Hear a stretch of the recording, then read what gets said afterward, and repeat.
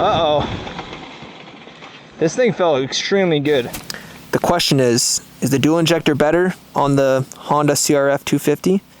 I got Westin SAR next to me. What's up? We both have Works Edition Honda 250s. The only difference is mine has an XPR dual injector in it. And of course with the dual injector, it comes with the ECU to tune it properly. I'm curious to see what the major differences are between these two things. My suspension is a little bit different. Still stock valving, but just has a stiffer spring rate than his. So we're going to be primarily judging these bikes off of the power, the range of the gears, the torque of the bike, and overall just the feel of the engine characteristics. So I'm hoping it's a big difference because it was a decent amount of money for this thing, so it better be worth it. And if not, well, I'm going to sell this thing. Today we had private lessons. The track it rained actually. It got really slick. But now it's looking like it's dry again. So we're not going to be able to go crazy fast on it because it's going to be a little slick in some spots. But I think be able to understand the power of these bikes will be fairly easy, hopefully. So without further ado, let's get ripping. Besides foot pegs, this is a bone stock 2025 CRF Works Edition. No dual injector.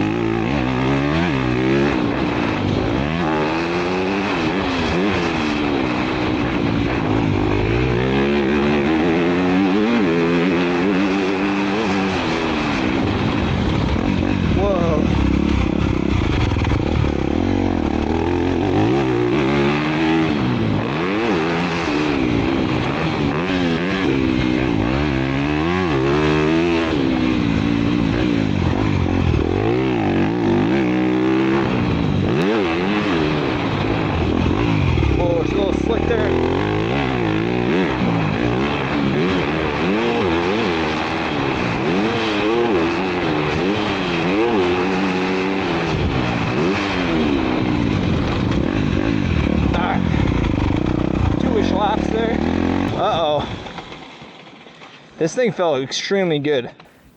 All right, I just got off a Westin stock Works Edition 250, and from memory, this thing does not feel far off from my bike at all.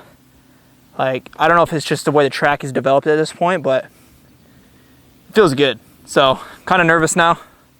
I'm hoping I feel a little bit something different when I get back on mine, but I'm gonna pass the Insta360 off to Westin here.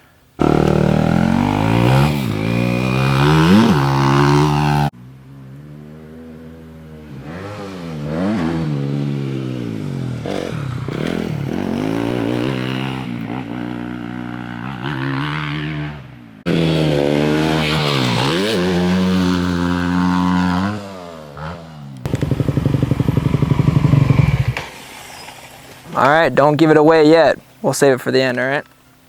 You maybe want to say one thing. Yeah. The bars were not straight before. Then I tipped over and I might have made them slightly worse. Okay. Yeah, they were a little tweaked. Okay.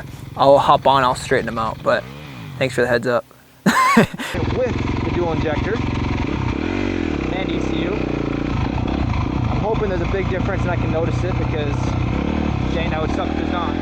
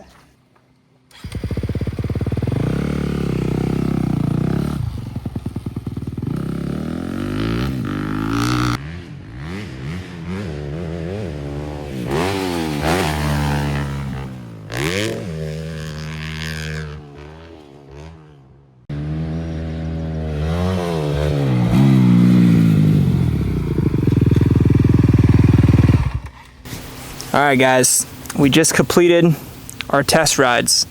Westin just got off of his bike. I just got off of mine. Now it's time for our opinions. The differences were minor in my eyes. For you, I wanna hear your perspectives. Yours felt like I had a bit more power. The high end seemed like it pulled longer. Down the straightaway on mine, I shifted to fourth usually. Got it. On yours, I stayed in third, I think. And then just felt a little more comfortable in third on a lot of them. Okay. Do you feel like you could corner in third in a lot of scenarios? Yeah. So like, do you feel like, as far as torque, do you feel like it hit harder on the dual injector? Kinda. Okay. The top end, it hit a little harder, I think. I didn't notice it as much here as I did at Oak Ridge. I felt the same in a lot of scenarios. So what I noticed is definitely third gear, at least on my bike, would pull forever. Yeah. So I don't know if that's the dual injector kicking in or if that's just the ECU pulling that much longer, because I know that the ECU with the Vortex raises the rev limiter. So that means it'll keep revving out. And the cool thing about that is like the power continues to build all the way through third. I know on that one, you could definitely get away with third, but once it revs out, and there's no more forward drive to it. So I think that's the biggest difference I noticed. As far as just overall power, I feel like they're almost comparable.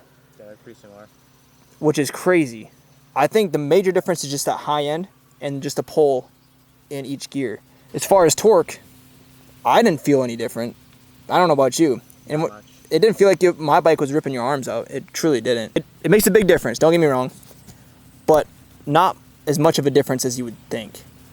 Keep in mind, if I remember hearing correctly, the numbers of horsepower are a little bit different and they're not that significant. And when you're just doing a bolt-on part, you can't expect the bike to feel factory. So that's the understanding I got from this whole test with the dual injector is it makes the differences in the right areas, but don't expect to get it and don't expect it to feel like a 450 because you'll never change the characteristic of a 250. It will always feel like a 250, but you'll be able to move that power around on different ranges and make it feel a little bit better in certain areas. I feel a little less pumped about my bike, but it still feels good. Don't get me wrong. The 2025 Honda, they did a good job to it. XPR did a really good job with their tuning of the ECU and the dual injector. So I'm stoked on it. You stoked on it? Yeah. Sick. He's probably stoked that he still has a stock bike. He didn't spend the money on it. So either way, hope you learned something. That was fun. Hopefully I do more of these videos. Comment down below if you liked it, because I think this will be like my first kind of parts comparison. I guess I've done bike comparisons in the past. So stay tuned, and we'll see you next time.